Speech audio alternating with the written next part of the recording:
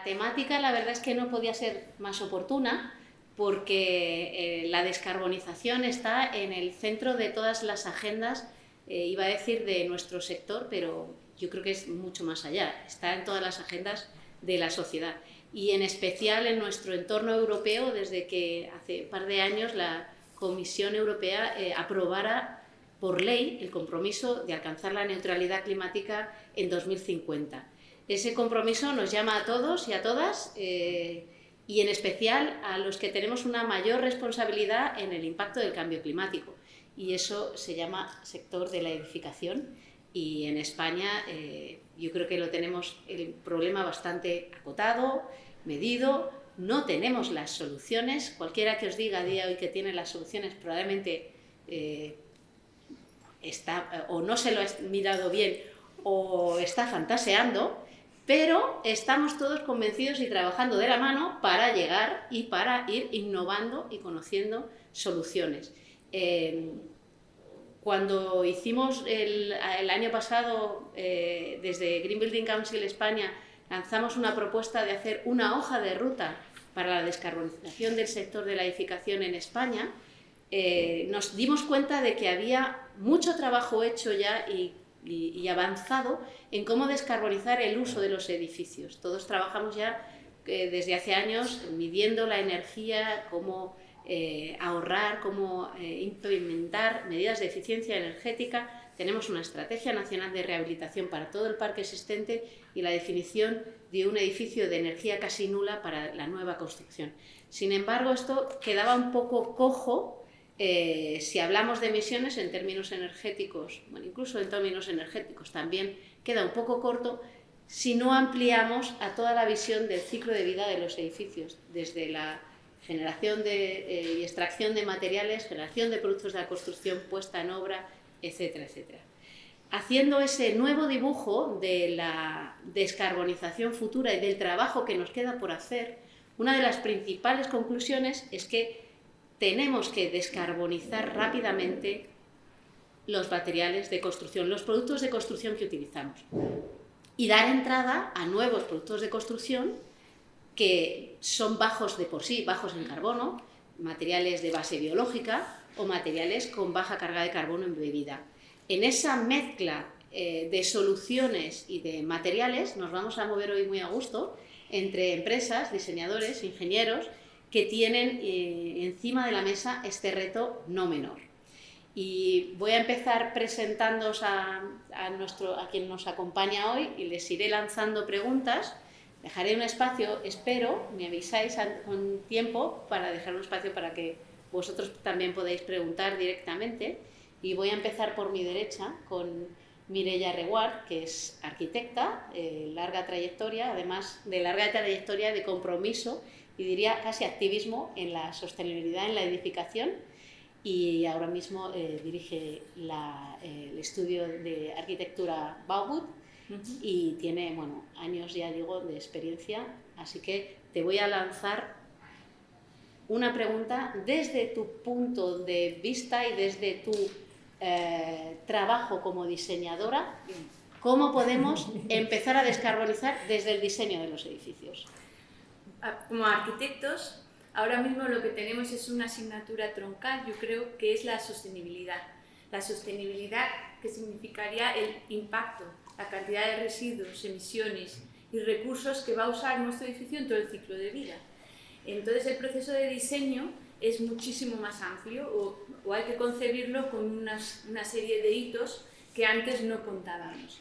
Desde la elección de los materiales, desde la elección de materiales bajos en carbono, luego el siguiente hito sería la elección del sistema constructivo, que la tendencia es ir hacia la industrialización porque son procesos más controlados donde podemos medir, ¿no? Donde podemos medir esos impactos y esos residuos, aparte del uso de materiales. El siguiente hito de la toma de decisiones de todo el proceso de diseño pues sería el buscar esos materiales y esos sistemas que nos van a suponer un menos coste en la puesta en obra. Y al siguiente ya sería cuando tenemos una edificación en la que desde la arquitectura hemos conseguido descarbonizar lo máximo posible, hay que ver en fase de uso qué siguientes consumos residuos y emisiones va a tener el edificio, y ahí es cuando ya complementaríamos con las instalaciones, intentando usar pues, las energías renovables o ver pues, todo esto, ¿no? Después de esta fase de uso, lo siguiente que estamos planteando nosotros, que también en la oficina tenemos la rama de obra nueva, pero una rama muy fuerte que es la de la rehabilitación, tenemos que tener en cuenta que todos los edificios van a ser rehabilitados, porque aunque estemos planteando un ciclo de vida completo de un edificio, sí que la experiencia nos da que tienen una vida infinita, ¿no? Nunca mueren casi los edificios. Y va a llegar un momento en el que esa rehabilitación también se va a exigir. Ahí volvemos a tener ese planteamiento de diseño de materiales, selección de materiales, de sistemas constructivos y puesta en obra, para adaptar ese edificio a ese momento de la historia, ¿no? Y ahí tenemos que volver atrás al proceso de diseño, de pensar, además de los materiales, de cómo estamos concebiendo el edificio y lo versátil que puede ser en un futuro. Y como no queremos demoler edificios, lo suyo sería intentar compatibilizar ese tema de los materiales, sistemas constructivos y formas de habitar un edificio para que sean completamente adaptables y nunca generen un residuo final en un desmontaje. No sé si he acertado.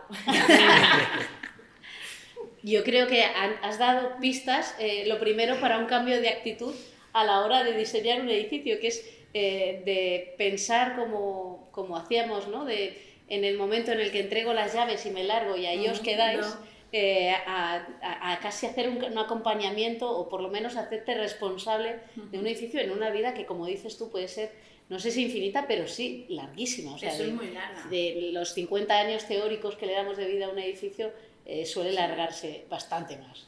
O sea, claro, un edificio tiene bastantes vidas humanas, abarca generaciones. Entonces, y esa flexibilidad para adaptarse, ¿no? A distintas generaciones, distintos, la hace sin duda. Nunca la hemos pensado, y ahora sí que tenemos esa capacidad de mirar un poco más a futuro, porque es lo que nos están dirigiendo, ¿no? A intentar no consumir e intentar reutilizar todo lo posible sin generar residuos, aparte de los residuos a la atmósfera, del carbono, ¿no? También el resto de residuos que hacemos con ellos. Muy bien. Voy a pasar a un compañero también, el único compañero y representante masculino ahí en la mesa. Por una vez está bien que sea así, normalmente suele ser al contrario. Él es Salvador Domínguez, y es ingeniero en la empresa Socotec, antes conocida como Back Engineering. Y yo quería preguntarte, todas estas medidas de diseño que nos comenta Mireia, ¿cómo podemos hacer para hacer un seguimiento de ellas? ¿Cómo podemos hacer para llevar esa contabilidad de carbono, y no solo de carbono, de todos esos impactos que Mireia iba comentando que tiene el sector en el medio ambiente? ¿Qué herramientas o de qué manera podemos hacer ese seguimiento para asegurarnos de cumplir con las expectativas? Claro. Bueno, desde el punto de vista de lo que comentaba Mireia, yo creo que hay tres apuntes súper importantes que necesitamos realizar todos. Uno es qué es lo que conseguimos como sostenibilidad. O sea, muchas veces algunos técnicos u otros equipos de trabajo nos comentan que quieren lograr soluciones más sostenibles, o no directamente más sostenibles, sino soluciones sostenibles de por sí. Yo creo que tenemos que separar el concepto, al menos darnos cuenta de que la sostenibilidad no es un hecho absoluto. En ningún momento podemos tener una solución, un sistema constructivo o una construcción que vaya a ser sostenible de por sí. La sostenibilidad es un hecho relativo y solamente vamos a ser sostenibles en tanto y cuanto comparamos una solución que queremos con otra previa. De esta manera, o sea, reduciéndolo a lo absurdo, si nosotros quisiéramos lograr el hecho más sostenible, posiblemente iríamos a no edificar, que es uno de los principios, no construir. Y sabemos que esto no sería viable económicamente, porque tenemos varios operadores que al final necesitan una rentabilidad. Y no solo estos operadores, sino nosotros, en nuestra propia vida, necesitamos la parte económica para subsistir.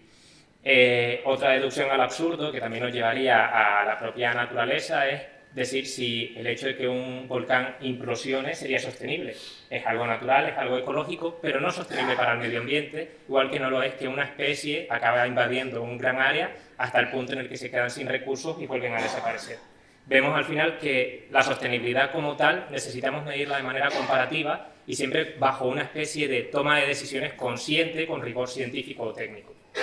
Por otro lado, tenemos la siguiente parte, el siguiente hecho vinculado con la sostenibilidad, que viene a ser más bien cómo realizar la trazabilidad o cómo implementarla dentro de nuestros proyectos.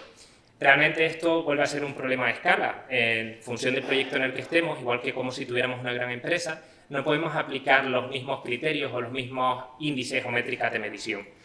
Si nosotros somos un pequeño autónomo o una pyme, posiblemente podremos dedicar pocos recursos al hecho de la sostenibilidad o a la medición o al intento de mejorar nuestra sostenibilidad en los proyectos y, por lo tanto, realizaremos otra forma de medida o de trazabilidad de esta sostenibilidad, que es muy diferente a un superproyecto o macroproyecto en el cual podemos dedicar más recursos para conseguir que el proyecto sea lo más sostenible o mejor posible.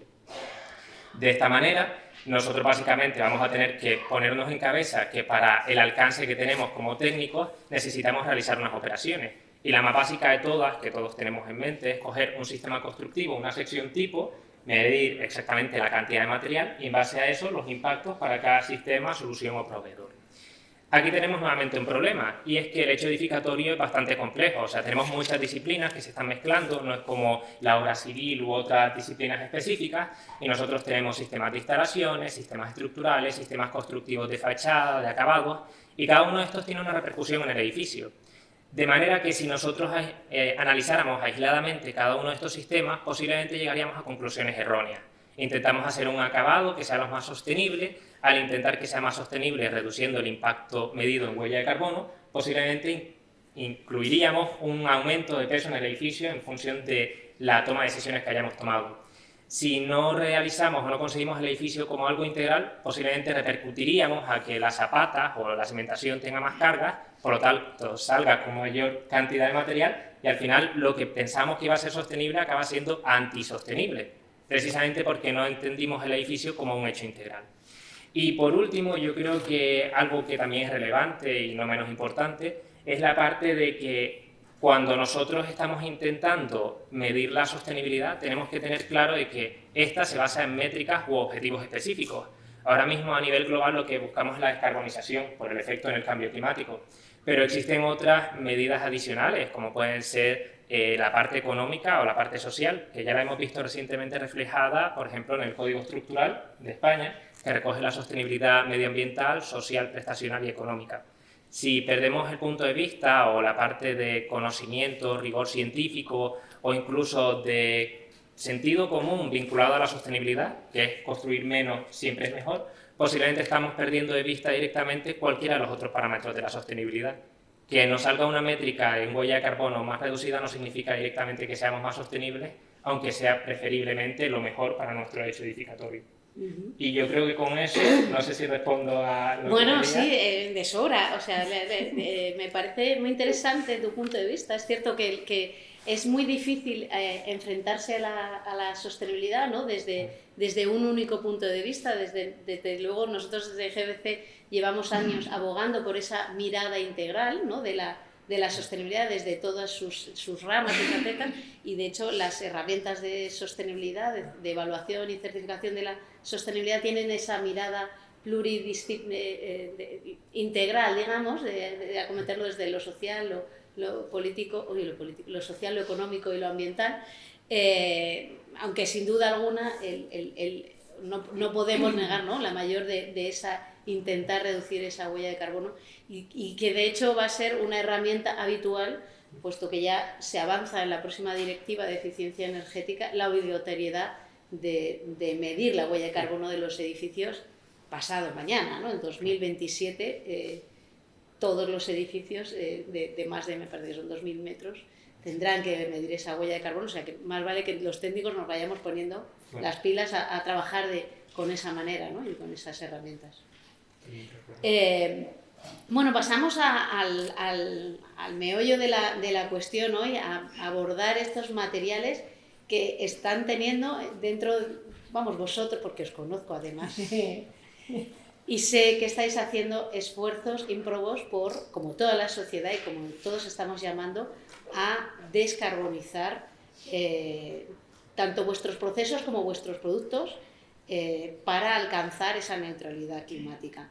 Y me dirijo a Esther lo voy a decir todo fatal, así que perdonadme, Esther González, responsable de prescripción de Holcim, España, fabricantes de hormigón, y ya, lo voy a decir fatal, perdonad, es Elena Cortés, arquitecta y product manager de Hormipresa. Dos soluciones muy distintas, pero basadas en una base ciertamente común y con problemas compartidos, en parte. Con muchos problemas compartidos y con retos, desde luego, por delante mayúsculos. Y os quiero lanzar primero a ti, Esther, pero a ti también la misma pregunta de cómo estáis haciendo, qué estrategias planteáis como grupo, como empresa, para descarbonizar vuestros procesos, vuestros productos. Y luego ya una última, ¿qué tenéis ya encima de la mesa que podamos ver como los primeros frutos? Porque no serán los definitivos, pero ¿cómo veis el futuro? A ver, para que te hagas una idea, ha pegado un cambio tan grande que uno de los departamentos más importantes ahora mismo en Holcim es el departamento de sostenibilidad, cosa que antes pues estaban ahí, llevaban temas de restauración de canteras y 4 cositas más, pero ha cogido tal importancia el tema de la sostenibilidad, en nuestro caso con el tema de la reducción de emisiones de CO2 a la atmósfera, porque, a ver, nosotros, es que es verdad que hay que hacer una reflexión, nosotros el 76%, si recuerdo bien, de las emisiones de CO2 parten de la producción del cemento y del uso de combustibles. Entonces nosotros pues nos hemos propuesto una meta en el 2050, intentaremos ser neutros, pero luego tenemos otros escalones previos como el 2030, en el cual pues, intentaremos que tengamos en España la primera fábrica de cemento neutra, que ahora os contaré un poco cómo lo conseguiremos. Y bueno, lo que principalmente porque ya estamos trabajando, o sea, no es una cosa que digas tú, bueno, esto pasa en el futuro, no, es una cosa que actualmente estamos en ello, es el tema de reducir las emisiones con optimización de procesos, fundamental, o sea, hay que optimizar la fabricación del cemento desde nuestras propias fábricas, pues intentar consumir el mínimo de energía, el mínimo de emisiones de CO2 a la atmósfera. Luego también estamos con temas de economía circular, o sea, nosotros ya llevamos, ahora la economía circular suena mucho, pero nosotros tenemos una empresa dentro de Holcim que es Geocicle, que llevamos 30 años, cuando no se oía todavía como economía circular, llevamos 30 años gestionando y valorizando residuos. Nosotros con eso reducimos nuestras emisiones de CO2, porque metemos esos residuos de otras industrias y los metemos dentro pues bueno, utilizamos menos coque, utilizamos menos gas en nuestros hornos, metiendo este tipo valorizando residuos de otras industrias. Y luego, bueno, bajando el factor clinker también del cemento, que es fundamental, es una de las pocas palancas que podemos, no de las pocas, es una principal palanca que podemos gestionar, que es hacer los mismos cementos y los mismos hormigones con las mismas prestaciones, pero bajando el factor clinker, que realmente es lo que más emisiones de CO2 emiten a la atmósfera. Para que nos hagamos una idea, que yo creo que esto no lo conoce todo el mundo, las emisiones en el hormigón, como has dicho, están en el clinker. En el clinker, porque es la manera natural, sí, es lo que emite. A ver, es un proceso químico. Os llevo la química de tercero de BUP. O sea, eso es. La materia prima es caliza, es CaCO3. Nosotros necesitamos quedarnos con el óxido de calcio, entre otros óxidos de hierro y silicio y más, pero es fundamental quedarnos con el óxido de calcio. Entonces nosotros, cuando metemos la caliza en el horno, a unos 1200 grados, 1800, depende, se produce la calcinación de la arcilla. Entonces nos quedamos con ese óxido de calcio y emitimos a la atmósfera CO2. Hasta que no encontremos un material, una roca, que no tenga en su composición química CO2, lo tendremos complicado. O sea, es que nosotros ya podemos optimizar las fábricas, ya podemos intentar reducir diferentes, también forma parte del trabajo, porque todos los granitos de arena al final hacen una playa, ¿no?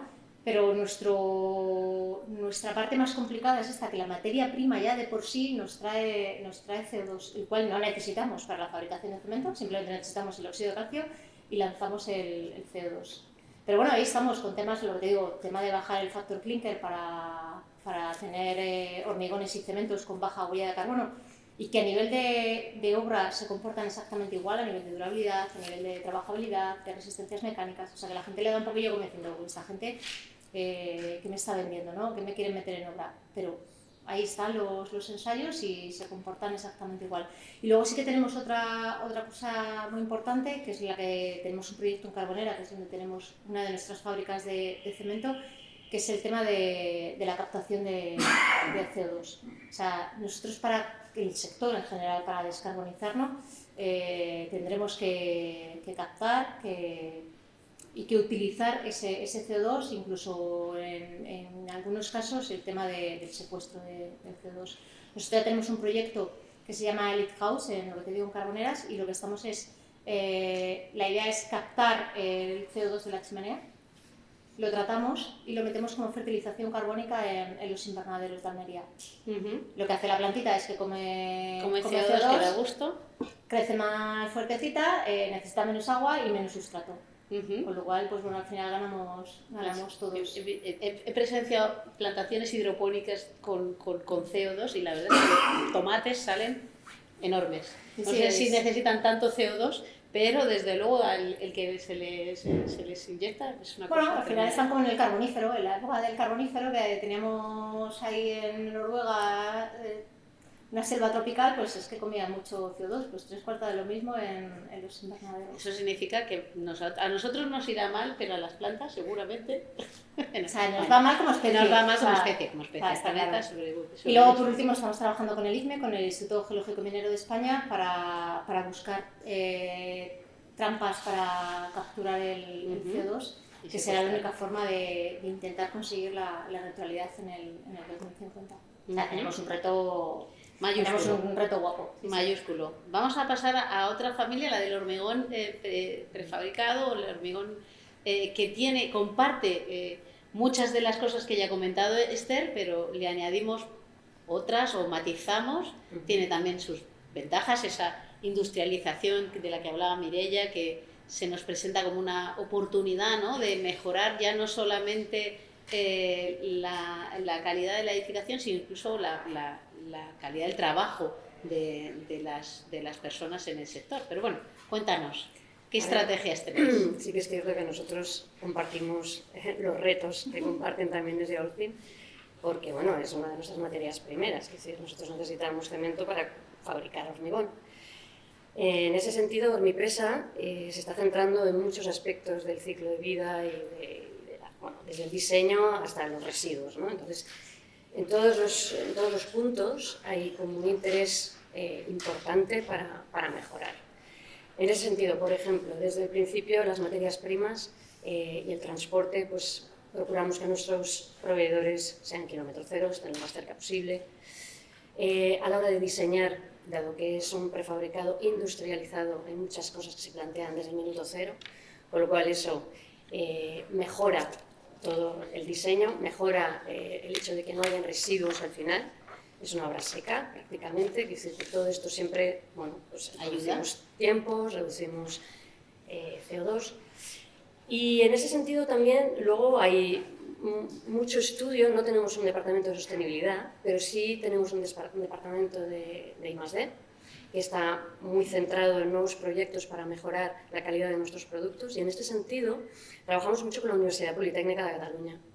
Ahora mismo vamos a empezar un estudio importante para modificar todo lo que son las armaduras de hierro y hacerlas de fibra. Bueno, es como una resina con fibra de vidrio, y a lo que se dedica, bueno, es como un plástico pero con fibra de vidrio, y lo que sería sustituir esas armaduras con este producto para que no haya corrosión, con lo cual estamos hablando de más durabilidad, que estábamos comentando antes, que son edificios que duran más, que tienen menos patologías, necesitarían menos recubrimiento, con lo cual también implementamos menos cemento. Es decir, en este sentido estamos trabajando en este proyecto, en otro proyecto también para estudiar las adiciones del cemento, es decir, qué adiciones podemos implementar en el cemento que lo mejore. Y, porque nos damos cuenta que ahora las adiciones que hay para mejorar este cemento no están al alcance de la mano. Es decir, no hay fabricantes en España que lo hagan. Entonces, o si están tan lejos que al final la inversión para obtenerlas pues es caro. Entonces estamos en estos 2 proyectos de investigación. Estamos también utilizando unos superaditivos en el hormigón con grafeno, que lo que intentan es mejorar la resistencia del hormigón, manteniendo la cantidad de cemento mínimo que por normativa hay que aplicar, pero mejorando el rendimiento a nivel de resistencia con esos superaditivos y no colocando o incluyendo más cemento. Estos serían 4 pinceladas de lo que realmente estamos trabajando, pero finalmente eso se materializa también en una solución constructiva que hemos sacado nueva. Llevamos 1 año y medio, 2 trabajando en ella, y es una solución constructiva que lo que intenta es aunar las propiedades y las prestaciones del hormigón con las de la madera. Entonces estamos hablando de un panel sándwich que estructuralmente trabaja con CLT, después tiene un aislamiento de lana de roca que queda añadido al CLT como aislamiento, y finalmente, como acabado de fachada, es un hormigón arquitectónico, además reforzado con fibras. No lleva aislamiento, no lleva mallazo. Y finalmente estas 3 capas van unidas con un conector de fibra de vidrio también. Entonces, en ese sentido tenemos un CLT que está protegido desde el minuto 0, tenemos un aislamiento de lana de roca, que además permite que transpire las 3 capas, con lo cual evitamos que se produzcan condensaciones dentro, y finalmente tenemos un acabado de hormigón que no requiere mantenimiento y que lo que hace es proteger toda la parte estructural. Este producto se presentó en el Reveal el año pasado, de hecho aquí hay compañeros que ya lo vieron y ya me han comentado qué tal. Es un producto que está teniendo muy buena acogida porque bueno, tiene lo mejor de todo, un poquito, y además es un elemento estructural que puede combinarse con forjados de CLT o con forjados de placa alveolar. Así que nosotros trabajamos con placa alveolar, la ventaja es que puedes cubrir hasta 10 metros de luz y apoya directamente en el CLT. De hecho, la ampliación de nuestras oficinas en Tarragona las hemos hecho con este producto. Y bueno, en principio estamos como muy lanzados con esta solución constructiva que está teniendo muy buena acogida. Incluso organismos públicos ya en Cataluña se están fijando, la huella de carbono es negativa de esa solución constructiva, no del edificio integral, efectivamente, Salvador, de la solución constructiva Hybrid Wall sí que hay una huella de carbono negativa. Y bueno, nos estamos lanzando ya a trabajar conjuntamente con otros compañeros de otras empresas y otros materiales para aunar fuerzas y bueno, mejorar todo lo que son las emisiones de CO2 en este sentido. Has dado con una clave, la mezcla de materiales, ¿no? Seguramente no haya una solución, si hubiera una solución ya no estaríamos aquí, estaríamos trabajando, implementándola y punto. Estamos aprendiendo mucho por el camino y no hay una solución única, un material único, si no, no habría suficientes recursos de ese material en el planeta para el hambre voraz que tiene la humanidad de todo, ¿no? Pero se hablaba antes de que en esta descarbonización súper rápida que necesitamos de los materiales, es tan urgente que materiales tradicionales de los últimos 100 años, ya eso es mucha tradición, de los últimos 150 años, porque el hormigón de los romanos era otro, pero el hormigón armado que conocemos a día de hoy tiene 100 años, 150, no me atrevo a decir, y ya lo llamamos tradicional, y sin embargo a la madera, que es un material que se utiliza habitualmente en nuestra sociedad desde hace también muchísimo tiempo, lo llamamos como un nuevo material. Es cierto que ha vuelto al mercado con una fuerza tremenda y por esa necesidad tenemos la misma necesidad de que se descarbonicen los materiales grandes contaminantes o grandes emisores de CO2, como que aparezcan estos materiales de base biológica que no solamente no emiten CO2, sino que absorben CO2 durante su crecimiento y lo almacenan, ¿no? Pero necesitamos que rápidamente estén disponibles en el mercado y eso también en sí es un reto. para la madera y para otros muchos materiales, ¿no?, que vienen detrás. Y tenemos con nosotros a Laura Motilla, perdón, es que me pierdo en mis propias notas, no puede ser. Laura Motilla, que es arquitecta y es comercial en la zona centro de Egoin, una empresa española de fabricación de madera, que yo creo que ha experimentado un crecimiento cuanto menos importante en los últimos años y que además aporta nuevas soluciones para la construcción del siglo XXI. Cuéntanos cómo habéis vivido este crecimiento rápido, ¿no?, de pasar de ser una empresa casi de ámbito regional a un boom, y cómo estáis, qué soluciones tenéis para la construcción descarbonizada. Acá lo estamos viviendo muy bien. No, a ver, es verdad que partimos de una situación muy ventajosa, ¿no? Porque al final la madera pues, tiene una huella de carbono negativa. ¿Qué ocurre? Que el problema está que nuestra cultura no entiende la madera y el problema mayor es intentar meterlo en la sociedad. A nivel regional, como has dicho, en el tema del mercado, todo lo que es la zona norte nacional tiene mucha cultura de la madera. Por lo tanto, ha ayudado mucho a incorporar la madera en el sector de la madera a nivel nacional. Es muy importante el apoyo de la administración. Todas las regiones donde ha habido apoyo de la administración, la madera se ha entendido rápido. En Madrid, por desgracia, todavía tenemos mucho recorrido porque no tenemos ese apoyo, ¿no? Sí que a nivel de las promotoras grandes están haciendo estudios ya con el sistema de la madera. Y la ventaja que quizás tiene Egoin es que tiene una gestión de kilómetro cero, hay mucha tradición de la gestión forestal en el entorno, es la única empresa actualmente que puede decir que es kilómetro cero, y además creemos y potenciamos la descarbonización desde la oficina técnica, o sea, hemos hecho un gran esfuerzo en que haya un apoyo para los proyectistas, ¿no?, que puedan calcular en madera, como no puedo decirlo, una oficina que se ha creado exclusivamente, que se llama Consulting, para apoyar también a dar soluciones constructivas con la madera. Porque creemos que la descarbonización parte del diseño, y es verdad que creemos que los técnicos de hoy en día, algo que es tan conocido, o sea, tan histórico como la madera, no entienden la estructura de madera, ni cómo pueden construir con madera. Y por eso estamos potenciando mucho el apoyo de la oficina técnica y luego el tema de la gestión forestal, al poder hacer todo el proceso hasta la entrega en obra, pues eso nos da un valor, ¿no?, bastante importante, ¿no? Y creemos que es donde hay que apoyar ahora mismo, o sea, en la base del diseño. La madera de por sí ya está descarbonizada, tenemos una huella de carbono, ¿no?, muy ventajosa, por lo tanto creo que hay que apoyar en ese punto, ¿no?, del diseño. Hay que apoyar a los prescriptores que han perdido un poco esa... Y creemos que tienen que aprender a prescribir, o sea, quiero decir que ahora el arquitecto de hoy en día y los técnicos tienen que son médicos de la construcción, no pueden estar esperando a que un promotor o un constructor decida sobre cómo tienen que construir. Y algo que se ha dicho en este debate es que creo que los técnicos tenemos que saber de costes para poder dar un sistema constructivo óptimo y que eso entre en lo que tú prescribes. Y que el que tenga que construir, tú le dices, ¿cuánto dinero tienes para construir? Y tú hagas el esfuerzo de llegar a esos precios con el sistema constructivo que tú defiendes, valoras y crees que es el mejor. ¿Crees que tenemos los técnicos que formarnos para construir en madera?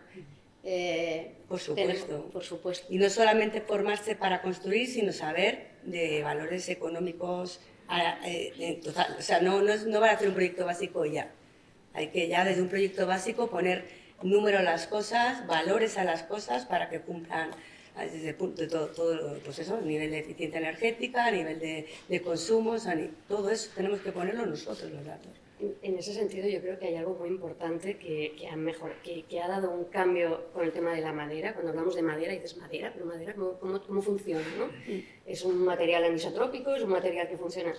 Y yo creo que el cambio importante es la madera técnica, es decir, no funciona igual un CLT que un LVL, que un entramado ligero. Entonces yo creo que lo importante y lo interesante en la madera es conocer exactamente cada madera técnica para saber qué uso se le puede dar y cómo se puede utilizar en cada uno de los proyectos. Es verdad, pero es que además este producto no es nuevo, o sea, que lleva 20 años en Europa. O sea, y hay edificios de 20 plantas de esos en CLT. ¿Verdad? Que cuando alguien me dice, quiero ver algo hecho en Celetic que dure, pues vete a Suecia o a Noruega, que hay edificios, ¿no? Al final llevamos mucho tiempo en el mercado, pero es verdad que en España, pues Egoín apostó por la madera técnica no hace mucho, ¿no? Pero es verdad que es tan importante la evolución y todo lo que hay de tradición en el centro de Europa respecto a estos sistemas, que es simplemente saber explicarlo aquí a los técnicos y que empiecen a confiar y apoyarnos, ¿no? en este punto. Acabáis de hablar ambas de un tema que siempre que hablamos, y también Mireia al principio, siempre que hablamos de huella de carbono y de ciclo de vida de los edificios, parece que se ponen en contrapunto dos aspectos. Uno es la descarbonización, la edificación muy baja en carbono, y otro es la durabilidad, el que lleguen a tener en condiciones óptimas de uso y que sean flexibles para su transformación, pues más de 50, más de 100 años, más de 200 años. Entiendo que hay mucho mito en torno a esto y si a alguien le preguntas de a bote pronto entre el oficio, te dirá que el hormigón dura mucho y la madera dura poco, y es un debate que no tiene, a mi modo de ver, pero esta ya lanzo yo mi opinión, no tiene mucho sentido porque hay madera que dura más que el hormigón y hormigón que dura menos que madera. Hay que saber cómo hacer durable la solución. ¿Cómo veis esto y cómo es de compatible con la descarbonización? Partiendo de que ambos pueden durar mucho, pero ¿cómo hacemos para que un hormigón dure más, estando descarbonizado? ¿Cómo hacemos para que una madera dure más? Y vosotros también, que estoy bien dándolas a ellas, pero quien quiera. Tomo la palabra yo mismo. Venga. Yo creo que, como estaban comentando las compañeras, al final tiene que ver con el rigor técnico. O sea, no vale cualquier solución material o cualquier sistema constructivo para cualquier uso y tenemos que tener en todo momento conocimiento, consistencia en cómo lo vamos a aplicar y para qué. Y no solamente eso, o sea, al final los técnicos o en general cualquier persona que se dedique al ámbito edificatorio tiene que hacer una labor de concienciación o de difusión súper importante. O sea, necesitamos concienciar a los clientes, a los promotores, a los constructores o a cualquier otra persona que esté involucrada con nosotros en cómo se usan las cosas correctamente. O sea, tenemos acostumbrados a que un edificio vale para todo, pero un móvil no vale para todo. No clavamos un clavo o una tacha con un teléfono móvil e igualmente no maltratamos cualquier superficie o cualquier elemento de la estructura. Lo de que una madera dure más o menos o un hormigón, al final depende de cómo se haya usado, mantenido o cualquiera de las etapas del ciclo de vida de un edificio.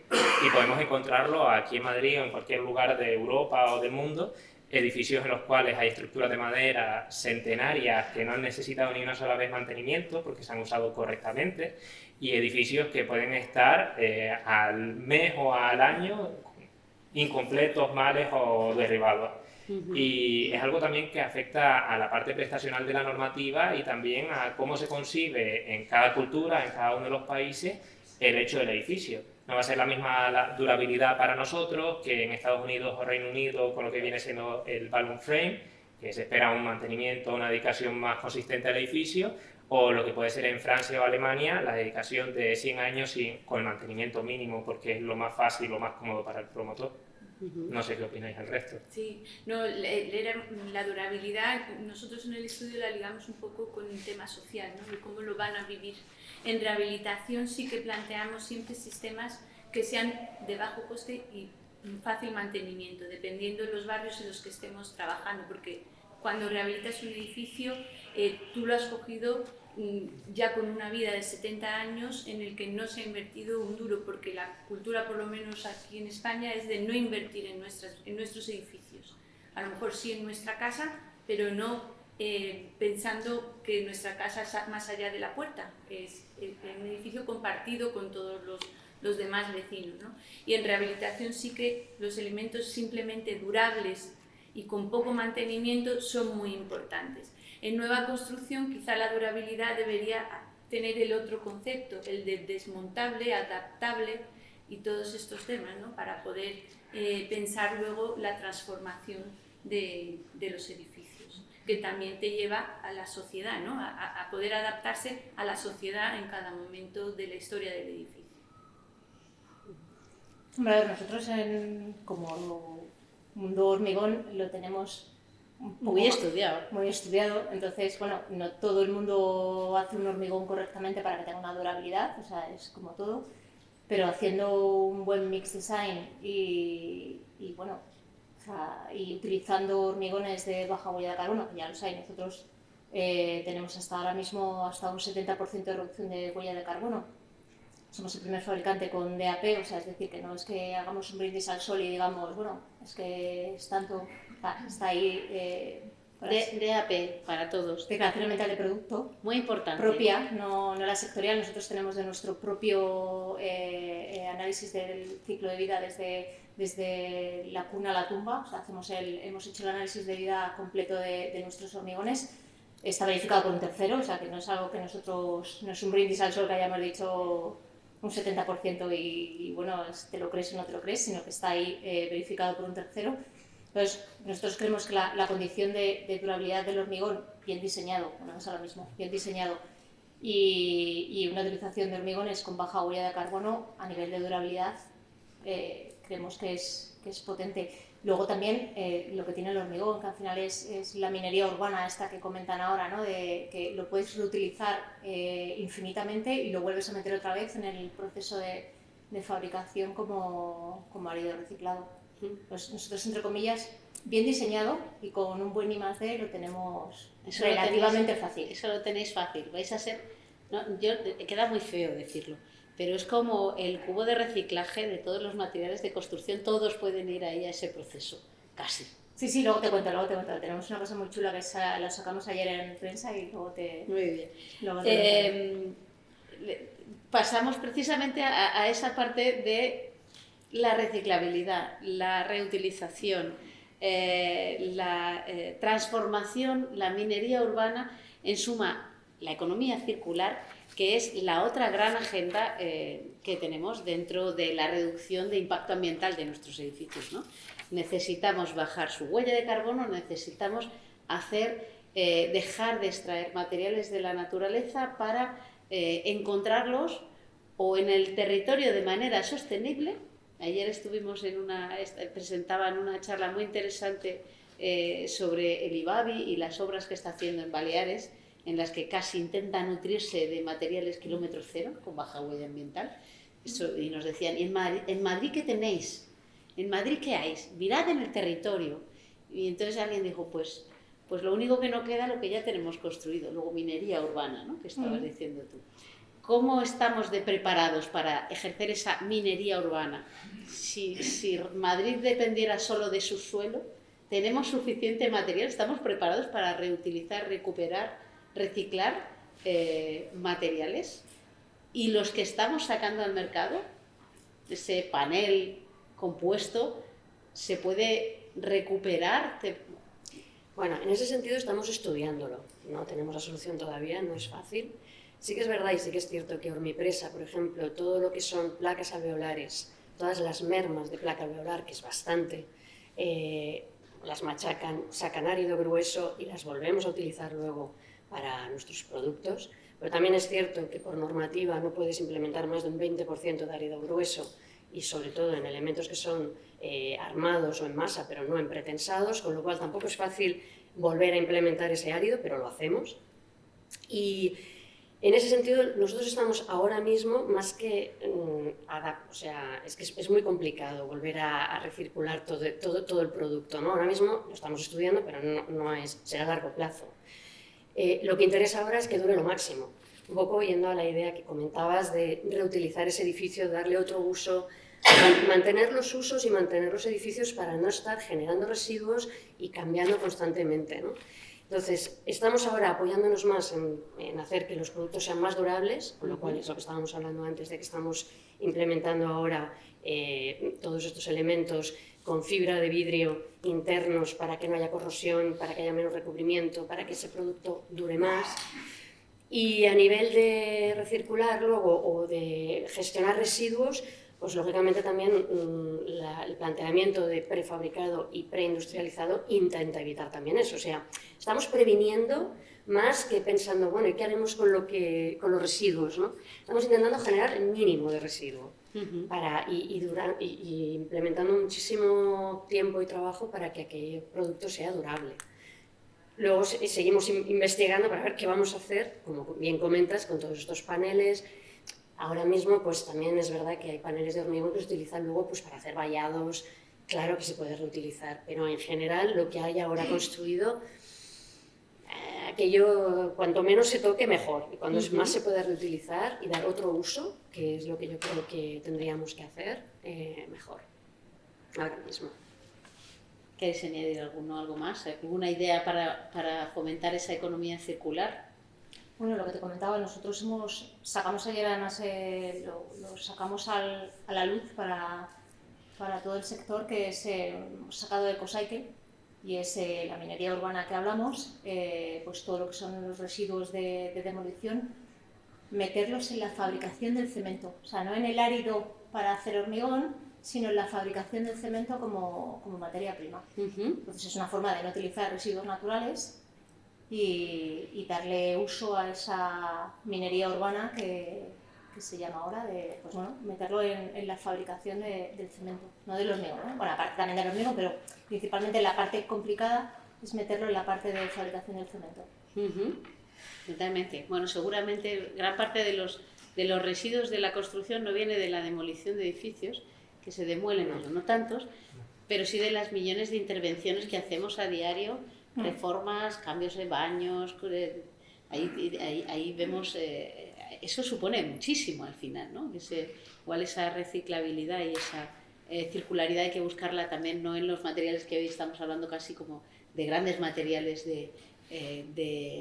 estructurales. Es gestionar residuos, o sea, es valorizarlos, o sea, darle un valor añadido a lo que ahora la gente considera que es un residuo, tratarlo como materia prima, no como residuo. O sea, ponerte dejarlo de llamar residuo. Claro, dejarlo de llamarlo residuo y te pones las gafas de sostenibilidad y lo llaman materia prima. Es la única forma de no utilizar recursos naturales. O construir en madera más, que es fundamental. Yo no estoy en contra de la ahí madera, se desmonta, todo reciclable.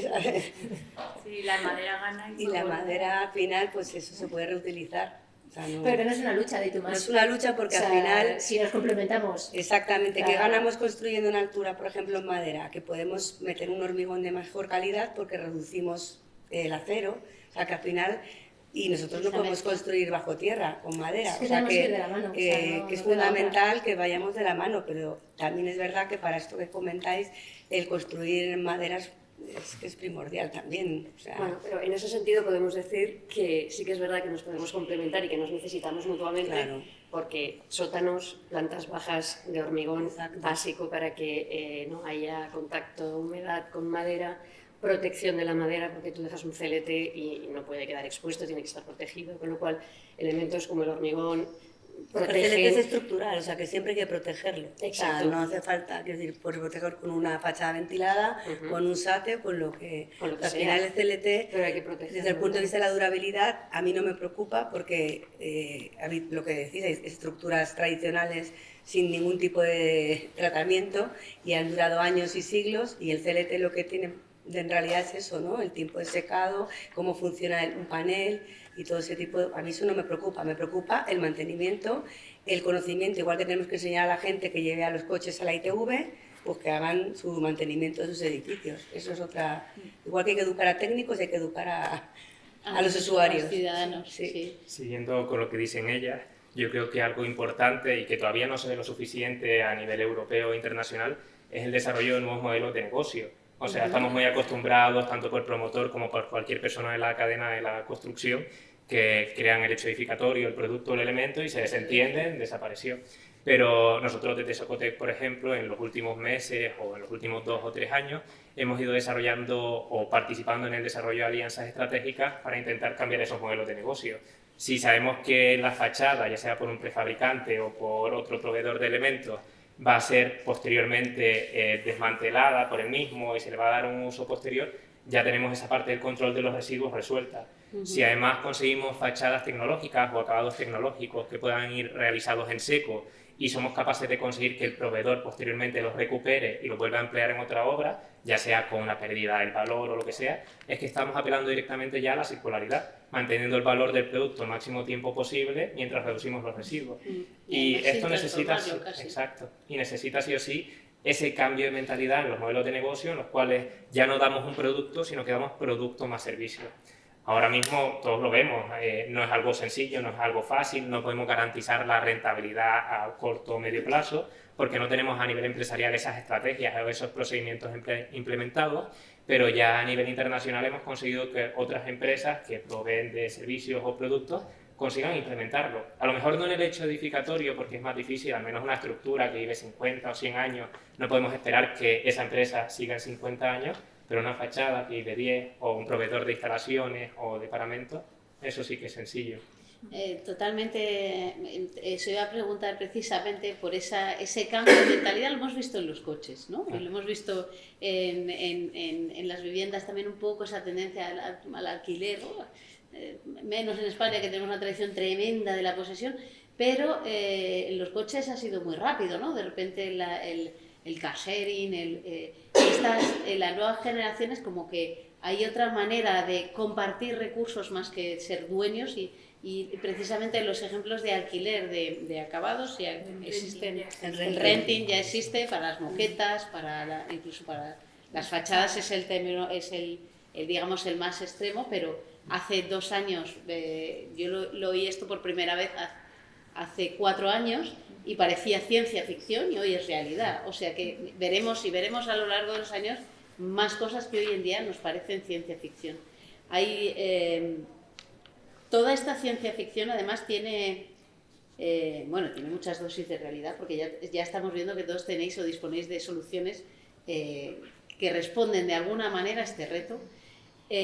Pero vamos a pasar a la parte que nos decía Laura antes, la parte económica, que es la que duele. Podríamos concluir, la primera pregunta es, ¿podemos construir a día de hoy un edificio descarbonizado en todo su ciclo de vida? El primero, ¿podemos? No vamos a decir cuánto cuesta, luego ya os pregunto cuánto cuesta, pero ¿podemos? ¿Somos capaces? Casi. Nos queda un poco, ¿no? Nos queda un gap. Pero podemos llevarlo al límite y hay algunas certificaciones de cero CO2 en ciclo de vida con una parte de compensación, siempre. El nearly siempre está ahí. ¿Y ahora cuánto cuesta? ¿Y por qué tanto? No, ¿cuánto cuesta? Yo creo por más los menos. Es que hay más variables. Claro. O sea, al final, cuando estás pensando en el desmontaje, ¿no? En la reutilización de materiales, ya tienes que pensar en sistemas constructivos completos y en qué procesos constructivos vas a seguir. Tienen que ser procesos ensamblados y quizá tirar hacia la industrialización. Los procesos ensamblados e industrialización acortan los tiempos de construcción. Ahí también estás cumpliendo con un tema económico que en la construcción más tradicional de a pie de obra pues no se tiene, ¿no? Las obras se alargan y en esto se controla perfectamente todos los euros que hay desde el inicio hasta el final pueden ser exactamente los mismos. Cuando en una construcción tradicional, como lo veníamos haciendo, tú empezabas con un presupuesto, pero como hay tantas variables que interfieren, desde el clima hasta el cambio de precio de materiales o el acopio de materiales a lo largo de 18 meses o de 6 meses, que sería una obra a lo mejor industrializada, pues ahí tienes también muchas variables que contar para el tema económico. Y con este lío es que al final, para la misma obra, en función del sistema constructivo y del proceso constructivo que elijas, puede costar lo mismo. Siendo una la que cumple unos tiempos más cortos y recuperas una rentabilidad antes que la que se puede dilatar más en el tiempo, ¿no? Y quizás yo creo que tiene que haber una colaboración de lo que es el diseño del proyecto con la construcción en sí. O sea, al final, un buen diseño en un proyecto te va a ayudar a acotar esos precios y una buena gestión de obra con un sistema industrializado, pues todavía lo mejoras más. Entonces ahí es donde están consiguiendo no solamente llegar al nivel de una obra tradicional, sino mejorarlo, porque estás acortando, o sea, estás ajustando esos costes, ¿no? En un tiempo y al final industrializar también te obliga a pensarlo todo previamente. Sí, claro, absolutamente. Por eso lo del proyecto es tan importante, tienes que tomar decisiones de proyecto. Efectivamente, si luego ya te metes en el universo BIM, que ya es tecnología punta, pues ahí ya mejoras y optimizas. Y quizás desde proyecto unirse más con los industriales y tener esa colaboración desde proyecto para prescribir desde el minuto cero. Claro. Esa es la colaboración que hay que buscar. Por eso es lo que comentábamos antes, que la madera en realidad no es madera, hay 1000 posibilidades con la madera y también hay 1000 posibilidades con el hormigón. Entonces Es Hombre, es cuestión verdad que de el tema de la encontrar- madera, como estamos desde el árbol hasta la puesta en obra, y es un poco que no lo hemos visto y no hemos comido, o sea, al final no tragamos la madera y la colocan otros, ¿no? Que es un poco lo que veíamos importante desde el punto de vista de la huella de carbono. Y luego también el tema de cuando tú cortas, ya tienes el panel y estás optimizando el panel para cómo va a ir en el camión, para optimizar el transporte, eso es un estudio que al final es lo que, ¿no?, le damos mucho valor en la empresa, ¿no? El poder gestionar todo el proceso para precisamente ayudar a eso, ¿no? Es lo que hablábamos al principio. Yo creo que ahora estamos todavía en la fase de prever, es decir, o sea, es como evitar el mal antes que decir, bueno, estamos en esta situación, pues ahora tenemos estos residuos, No, vamos a intentar generar, o sea, vamos a prevenir antes que... Y ahora yo creo que estamos todos un poco en esa fase, porque realmente gestionar todos los residuos todavía no tenemos muy claro cómo ir, ¿no? Pues vamos a intentar generar el mínimo de residuo para luego tenerlo más fácil. Yo creo que estamos un poco todos por ahí. Y convencer a quien se lo tenemos que vender, que es lo más difícil, yo creo. O sea, que la gente, la sociedad Es la segunda ayuda. lo entienda, porque Pasa- estamos aquí que todos lo entendemos, pero luego hay que saberlo vender. Pasemos del coste al valor. Sí. Porque sin duda alguna, aunque el coste sea un poco superior, el valor de una obra, el valor no solamente en el momento de la venta, sino el valor en el tiempo y su valor residual, que también es un valor, es distinto dependiendo del tipo de edificio, ¿no? Hemos dicho un edificio durable en el tiempo, flexible, puede tener una valoración igual distinta. Un edificio también con una baja huella de CO2, tal y como se está orientando la economía en nuestro sistema no nacional ni europeo, que es internacional, empiezan a valorarse estas cosas.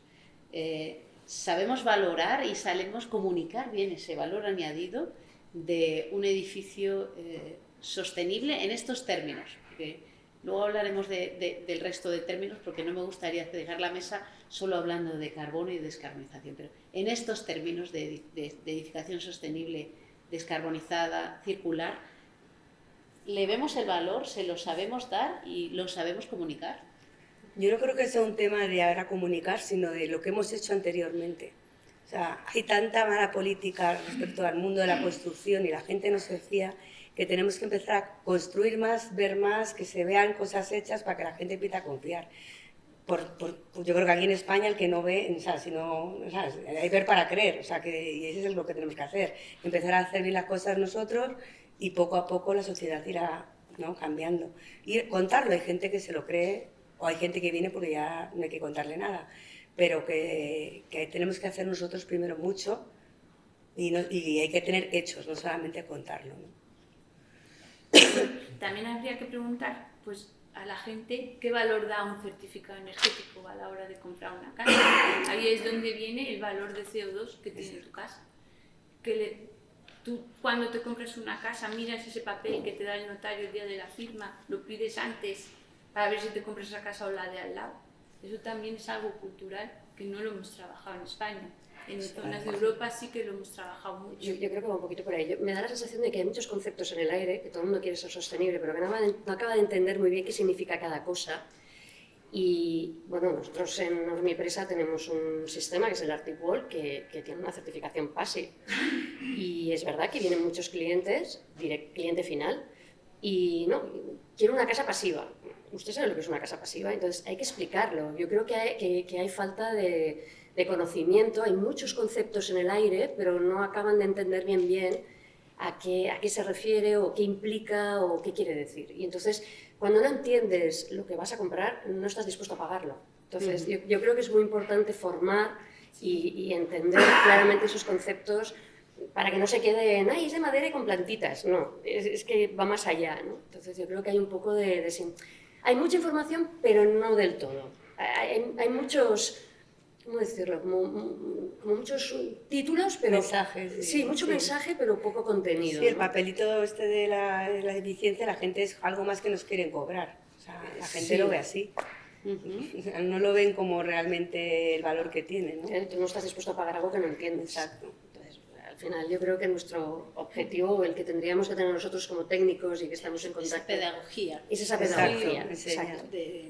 Estoy totalmente de acuerdo, porque de hecho, bueno, y pedagogía además entre nuestros compañeros, entre los propios técnicos y pedagogía hacia el ciudadano, ¿no? Porque al final ese papelito que parece que no es nada se va a convertir en un papelito que decide el valor de tu casa y Exacto. si tu casa se tiene que rehabilitar o no, obligatoriamente. Bueno, la gente se compra su coche clase A, Sí. ¿sabes? O la lavadora. O la lavadora A++. Y la casa, sí. a partir del 2030, ya no van a poder, va a ser obligado por ley que la letrita del papelín que nos dio el notario sea la condicionante Sí. de que te genere una derrama inmensa en tu edificio o no. Oye, es muy curioso que la gente, yo qué sé, el patrimonio de su vida, que es su casa, es donde menos quieran invertir, ¿no? Y sin embargo, 50.000 euros en un coche se lo gastan sin pensárselo 2 veces. Algo estamos haciendo mal. Por eso. Algo estamos haciendo Es mal. que no está maduro. Vamos, yo creo que el cliente final no lo valora.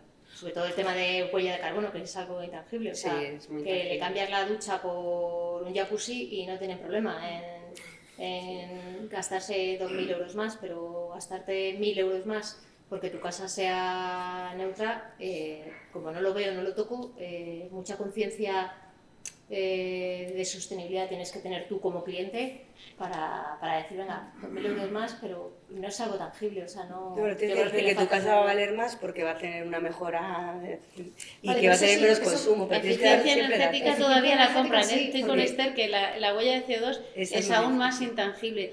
El cambio climático nos afecta a todos y lo percibimos, pero no nos duele lo suficiente No, todavía. o sea, el energético sí, porque en vez de pagar 200 Ahí no euros de puede luz, ser. pagas 20. Entonces Exacto. dices, bueno, o sea, esto me compensa a corto y largo plazo, igual que las placas solares ahora, o sea, hay el boom, ¿por qué? Porque la luz está súper cara y la gente dice, bueno, pero ¿cuánto tiempo llevan las placas solares? O sea, Ya. años, y eran 4 trasnochados los que ponían las placas solares. Pero es que la huella de carbono es que la gente no lo ve, o sea, si el hormigón, entre comillas, o cualquier otro material, es el mismo a nivel de comportamiento. Entonces dices, bueno, si yo la huella de carbono a mí, bueno, ya... ¿Cuánto más cuesta un hormigón bajo en carbono? Para que nos hagamos una idea. A ver, nosotros, nuestro objetivo es que de aquí a muy poquito tiempo sea nuestro hormigón de línea. O sea, Ujú. no lo podemos disparar de precios porque queremos que sea, porque el tema de que nos tenemos que descarbonizar y todo el tema, queremos que sea un hormigón de línea. O sea, no le queremos meter un sobrecoste porque estamos fuera de mercado, porque estamos diciendo que la gente no lo paga. O sea, y queremos que sea el hormigón de línea. Tiene un pelín de incremento, pero porque hay unas adiciones que metemos en el clinker, en el cemento, que no son nuestras, que las tenemos que comprar.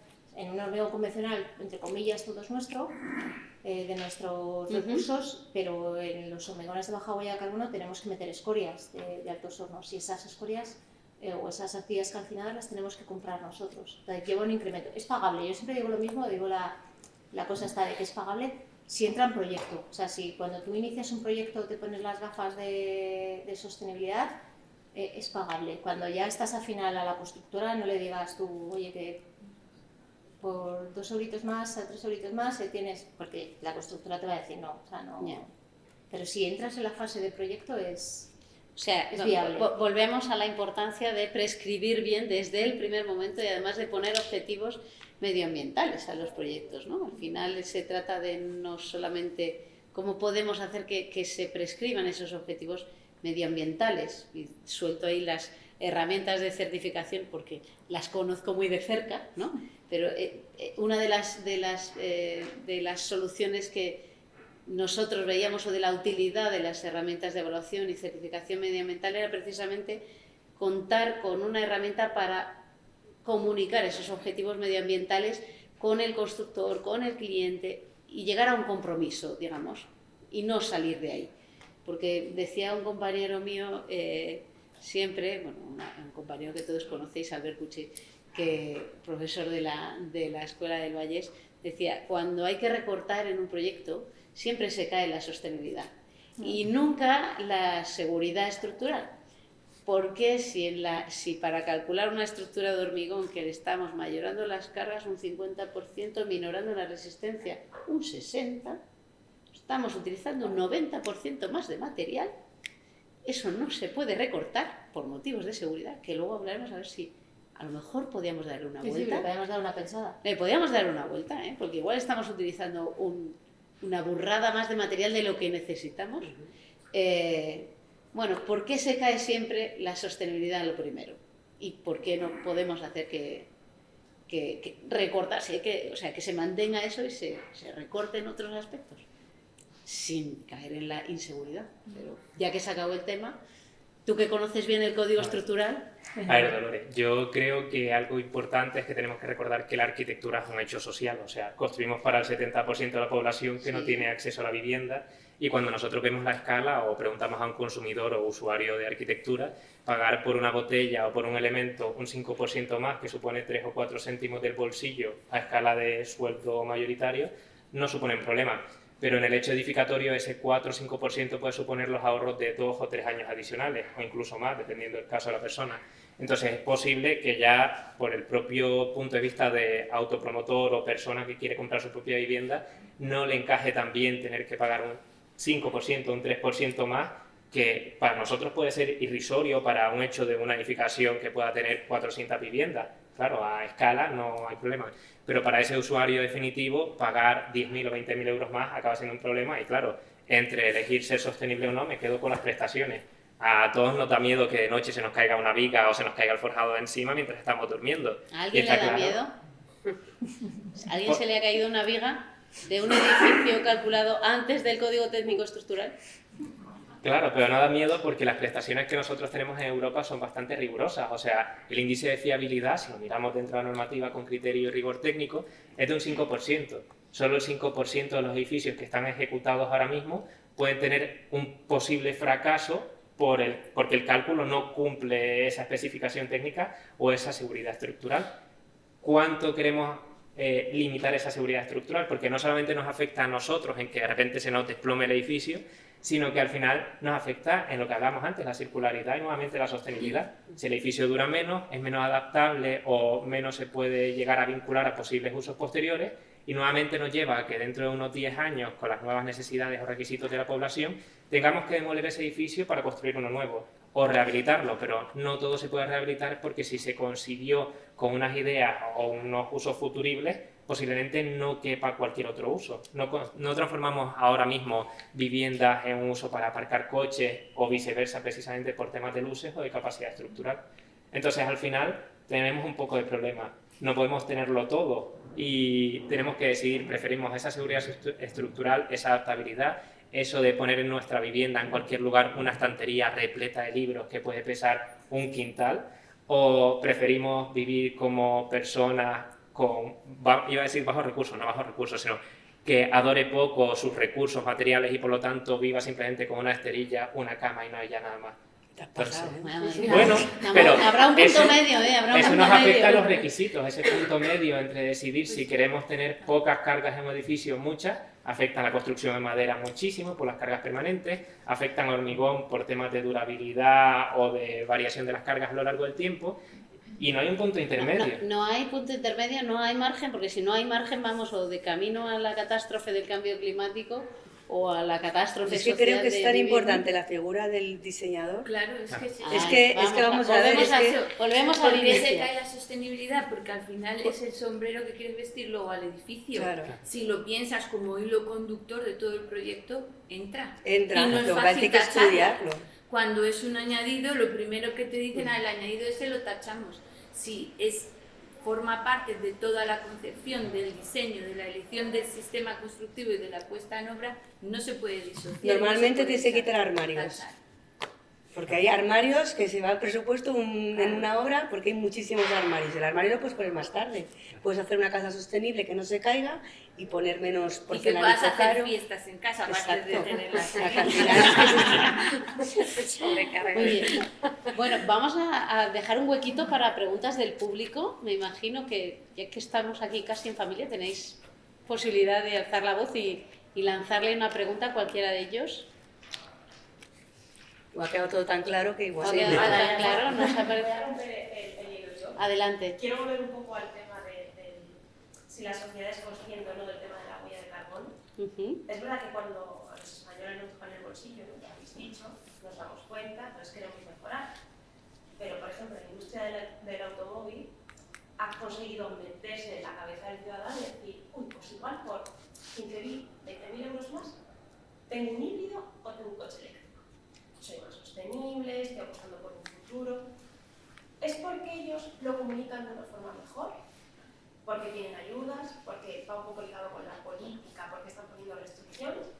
¿O qué es lo que nosotros, como colegio, como arquitectos, no estamos haciendo bien o no estamos haciendo? Es porque te prohíben entrar en Madrid Central. Porque yo tengo un híbrido de empresa y yo creo que consume más que mi coche normal personal de gasolina. Lo que pasa es que es híbrido y me permite entrar, cruzarme a Gran Vía así, bajo luego a Princesa y vuelvo otra vez y me paso la mañana.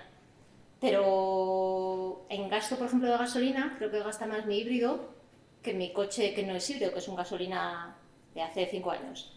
Y lo tengo comprobado, gasta menos mi coche de gasolina. Porque mi híbrido sube la cuesta del parking de mi casa y ya empieza en gasolina. Pero tengo una pegatina que pone Eco que me permite darme vueltas por Madrid Central. Es un tema político, o sea, al final, en lo que es el sector, sí que estamos tomando muchas medidas, porque nos están poniendo restricciones y la sociedad no. Yo creo que la administración, o sea, el tema de la política es fundamental. O sea, necesitamos más apoyo, pues, por supuesto, Más difusión. y más debate. Sí. Y Entonces, ¿cuánto vale una rehabilitación integral con criterios energéticos entre 20 y 40.000 euros? ¿Eso qué es un coche? Procede de eso, un SEAT Ibiza, ¿sabes? Es un coche. ¿Cuántos tenemos un SEAT Ibiza en el garaje? Muchísimos, porque nos han dado unas cuotas que te entran en tu economía familiar. Aquí los únicos edificios que estamos rehabilitando es porque les regala el Estado, les regalamos entre todos un pastón de dinero, en lugar de tener una conciencia a los ciudadanos de ir incorporando esas cuotas de pago a plazos como tenemos en infinitas cosas que compramos. Y en cambio, es lo que antes hablabais alguno, que en nuestras viviendas no invertimos ni un duro. En 70 años de vida no hemos invertido más que en cambiarme el suelo de la cocina o cosas así de tontas, la ducha, ¿no? Y se va dinero en cambiar las cocinas y los baños, que son... No, es que a lo mejor una cocina completa te vale como una rehabilitación energética, lo que le tocaría de pagar a tu casa, una reforma completa de una cocina, que puede ser también esos 20, 30.000 euros. Entonces al final es un tema más cultural y no se está enseñando la pedagogía, ¿no? El enseñar que estas cosas hay que hacerlas y se pueden asumir. sí, se habla de paneles solares y poco de rehabilitación energética a nivel, ¿no?, de la televisión y los medios. ¿Y qué carga de carbono tiene la construcción de un panel solar? Exacto. Es mejor, ahí ya estamos, que eso lo hemos hablado mucho. ¿Qué es mejor? La Passive House porque en uso no gasta nada de carbono, pero en construcción tiene más carga en materiales que otra construcción. Ahí pues siempre es un debate, ¿no? Para eso hace falta hacer El ese ciclo de análisis vida. de ciclo de vida y hacer esas mediciones que tendremos que empezar a hacer de manera obligada en nada, pero que se pueden hacer ya de manera voluntaria y de las que se puede aprender muchísimo, ¿no? Entiendo que como profesionales deberíamos utilizar esas herramientas para tener criterios y probablemente nos ayudarán a tomar decisiones inteligentes, porque en esto de la sostenibilidad, vuelvo un poco a lo que decíamos antes, probablemente no haya una única solución y quien diga que la tiene miente, porque no la hay. Pero sí que hace falta una inteligencia y una capacidad y un criterio, ¿no?, para tomar decisiones inteligentes en cada momento, para utilizar los materiales adecuados para cada uso. Hay gente que se acostumbró, es cierto que en este país nos metieron, el hormigón en todos sitios, desde la escuela de arquitectura hasta el...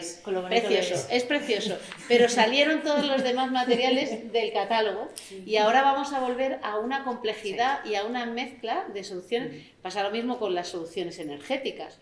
No se trata de una única solución energética, sino de un mix, y eso, bueno, para todos los técnicos, estamos en la Casa de los Arquitectos, supone un reto de reciclarnos en el aprendizaje para conocer soluciones y mezclar soluciones y llegar realmente a un equilibrio entre la seguridad. Reciclarnos o especializarnos. O especializarnos. Sí, yo creo también. que ahora es una oportunidad para los arquitectos, sinceramente, es lo que yo pienso.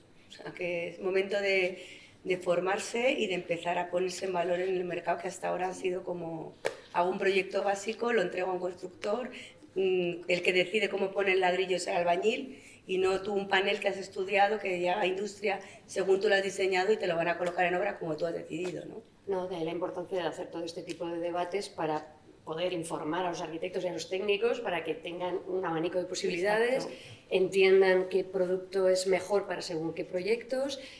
Bueno, yo creo que en ese sentido estamos yendo por el buen camino, es decir, al final es bueno, mostrar aquí todos los productos y todas las ventajas y prestaciones que tiene cada uno de ellos para cada uno de los proyectos que se tengan que hacer.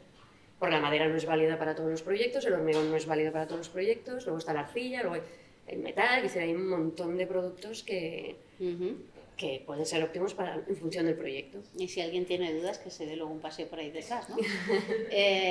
Yo quiero, estamos llegando casi al final de la sesión y no veo preguntas en la sala. Mira, por aquí. Hay dos, venga, fantástico. Sí. Es una pregunta respecto a la minería urbana, esta de la que estabais hablando.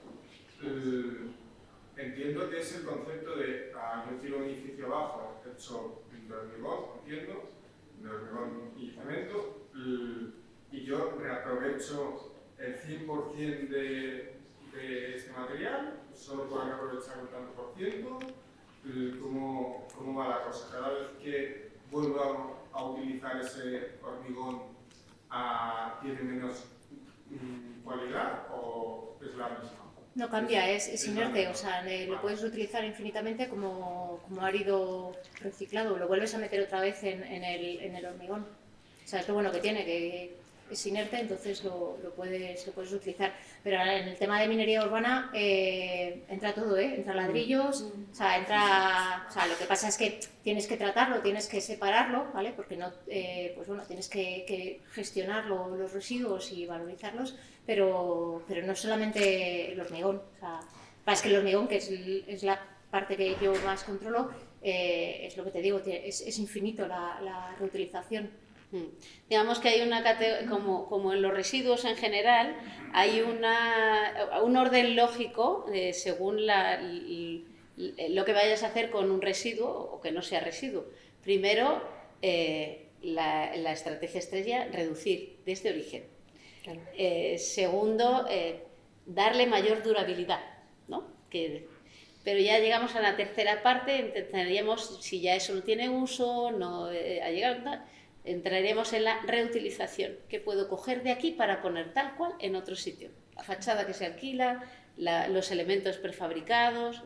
Llegas a un momento en el que ya, de aquí ya no puedo reutilizar. Ahí ya tienes un residuo que tienes que convertir en otra cosa, o bien en el hormigón, yo decía, va a ser el cubo de basura porque es el que se lo traga todo. Es como en la serie esta de La vida es así, había aquellos que iban comiéndoselo todo, los residuos por el cuerpo humano. Pues el hormigón me lo imagino un poco así, porque coge todos los áridos, efectivamente todo lo convierte en árido, tritura y lo vuelve a meter en la... Pero luego hay cosas que, si están pegadas, mezcladas, es muy difícil que pasen incluso a esa parte del triturado final. No puedes hacer áridos de hormigón con un yeso, tienes que separar el yeso. Tienes que tratarlo. Fijaos dónde está pegado el yeso en nuestros residuos, por todos lados, ¿no? Hay que estudiar toda esa variación de los residuos para saber y llegar al 100% de la revalorización. De hecho, en fábrica nosotros reutilizamos básicamente placa alveolar. El resto va a construcción y luego de allí es mucho más complicado reciclarlo, ¿no? Y curiosamente, lo que reciclamos de placa alveolar, lógicamente hay una máquina que separa lo que es el hierro de lo que es el hormigón y machaca el hormigón. Y podemos reutilizar, como he dicho antes, un 20% del árido grueso solo en elementos armados o en masa, no en pretensados. Pero es que lo más curioso es que fuera de España, en el resto de Europa, se admite mucho más árido grueso. En cambio, aquí solo un 20%. Dices, ¿pero por qué? Si a nivel de seguridad lo están haciendo en el resto de Europa, porque nosotros solo un 20%. Entonces, ahí hay normativas todavía a las que darle una vuelta, ¿eh? Exacto. Yo al código estructural todavía le doy una vuelta, ¿eh? Sí. En materia de sostenibilidad. Pero por eso que hay trabajo que hacer. Hay trabajo que hacer, sí. Totalmente. Para Mireia. si a nivel, como hacéis muchas rehabilitaciones, restauraciones, etcétera, si llegáis un poco a hacer un completo del proyecto y hacer, por ejemplo, usar pinturas ecológicas, o sea, si llegáis un poco hasta ese punto, pensar también en esa salud de la habitabilidad. Y luego si usáis a lo mejor estrategias de arquitectura popular o cómo conseguís a esos clientes finales pues convencerles de que aquí hay que poner un invernadero o un muro trombe, por ejemplo, ¿no? Vale. Las pinturas ecológicas, básicamente, eso lo llevamos usando desde siempre, que lo hemos pensado que es una cosa como muy tonta y que es fácil de implementar y el cliente no se nota.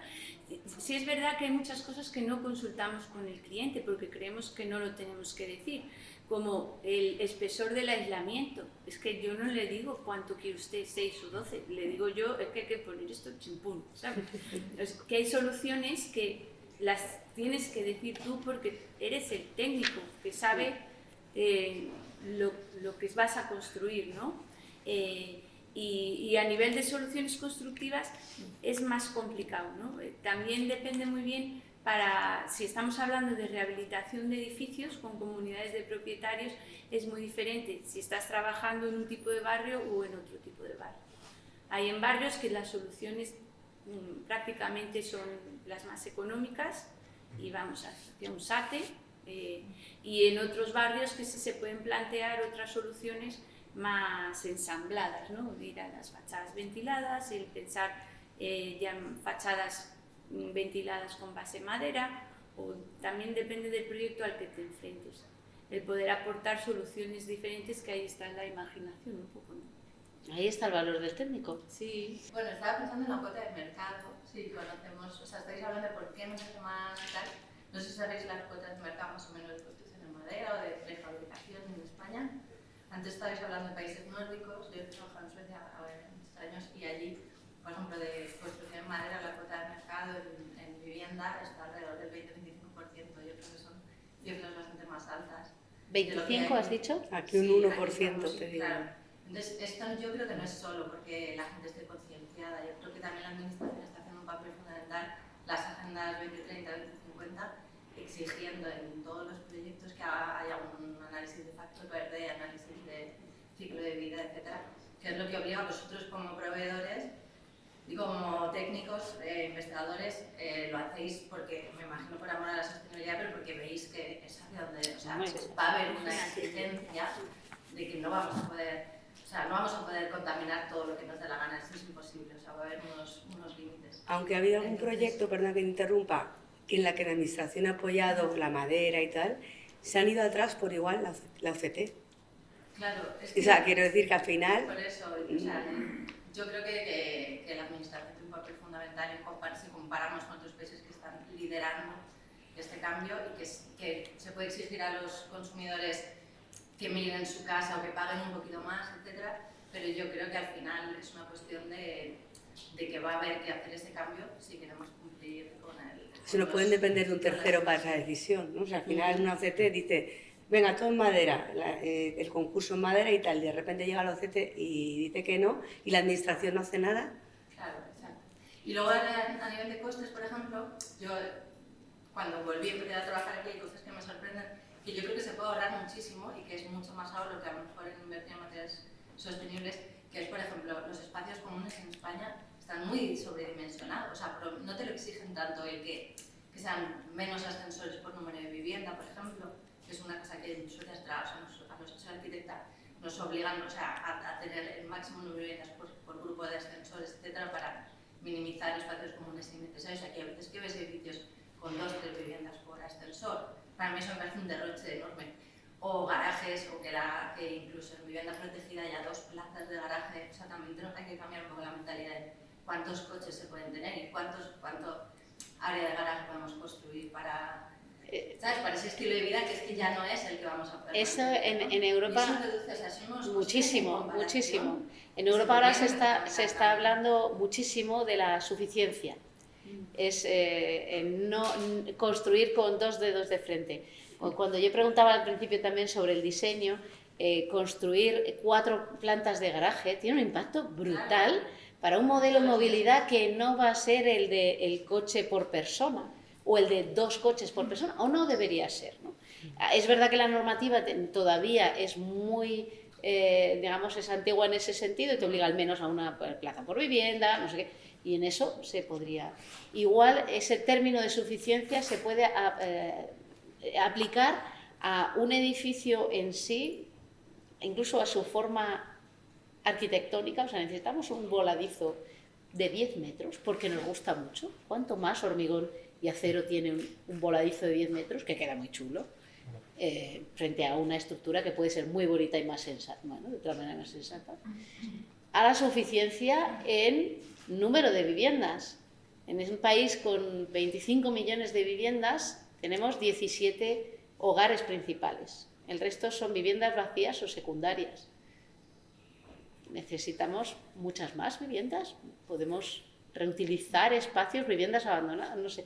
Ese término, esa manera de pensar de la suficiencia, que yo la asimilo a la eficiencia, es muy interesante para meternos en la cabeza como bueno, pues de manera transversal, ¿entiendes, no? Bueno, yo añadiría, paralelo a lo que dice ella, que al fin y al cabo la sostenibilidad no hace falta bajar a la métrica exacta de qué pasa con cada material o sistema, sino que existen estrategias que son transversales, que vienen del sentido común y, como dice Dolores, uno viene de los requisitos que imponemos a nuestros edificios, ya vengan del marco regulatorio o propio. Entonces, si no podemos gestionar primero esos requisitos de la exuberancia con la que queremos vivir o el número de metros cuadrados que necesitamos, poco podemos hacer en cascada hacia abajo, porque el resto se va a repercutir proporcionalmente. Y después de la parte de requisitos del promotor o del usuario final, tenemos la parte proporcional que viene del programa funcional que definimos los arquitectos, o de la parte estética o cultural. De eso se habla poco habitualmente, nunca nombramos la sostenibilidad estética o cultural, pero ya existen estudios en los últimos 15 años que intentan asociar las repercusiones que tienen en el desarrollo de los cerebros de los niños, los espacios, y nadie les ha hecho caso. Yo no he visto ninguna facultad de arquitectura que se explique temas de esto, de desarrollo neurológico y temas así, pero sí que tenemos neuromarketing. Entonces deberíamos plantearnos qué es lo que sucede ahora mismo a nivel mundial, por qué los arquitectos no tenemos este conocimiento, o no solo los arquitectos, los equipos técnicos en general, incluyendo ingenieros, para poder desarrollar estas soluciones que beneficien a la parte social, que sigan manteniendo componentes estético-culturales, sin entrar en el debate de qué debería ser estético o cultural y qué beneficios puede tener, y al mismo tiempo sin perder el conocimiento o el sentido común de que menos acaba siendo más sostenible y que en cualquier caso, por mucho que queramos voladizos enormes con madera, eso no es sostenible, es contrasostenible. O sea, si queremos emplear un medio tecnológico y queremos defender un proyecto como sostenible, hagamos todo el conjunto de estrategias previas sostenibles también, que son las que lo van a retroalimentar. Efectivamente. Bueno, nos estamos yendo de la hora, así que ya no vamos a dejar más preguntas. Como ahora hay un picoteo, podremos seguir con el diálogo. No me queda más que agradeceros a todos vuestra presencia, vuestra animada aportación a esta conversación, y espero que haya sido útil para todos. Y bueno, seguimos ahora charlando en un momento. Muchísimas gracias. Muchas gracias.